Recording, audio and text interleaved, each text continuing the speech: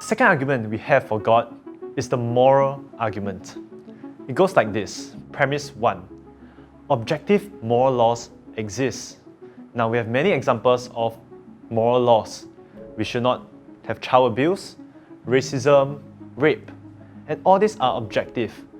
This means it's not a matter of personal taste and preference. Like, I don't like to rape, but the rapist loves to rape. And it's also not a matter of just whatever society says. Like, our society doesn't endorse racism, but another society does. Instead, we would think, no, racism is always wrong for all people, all time, all places. It's in this sense objective. Now you might, however, object, wait, don't different societies disagree? They have many differences and we even change our views over time. Doesn't that make morality subjective?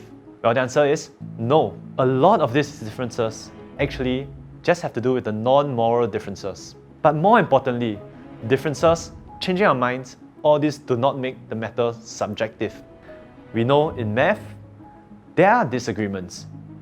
You go to any mathematics class, there's the question, we disagree on what the answer is. That doesn't make it subjective. We know in science, there are disagreements. They even change their views over time. That does not make science subjective either. And so, disagreements, changing our minds, all this do not make morality subjective. Premise 2. If objective moral laws exist, then there must be a moral law giver.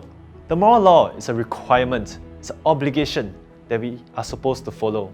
And so someone must be requiring of us, someone must be laying down this law for us.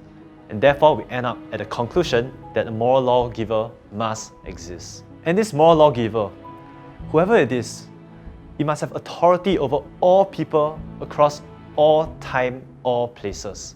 And we also know the nature of the moral lawgiver through the moral law.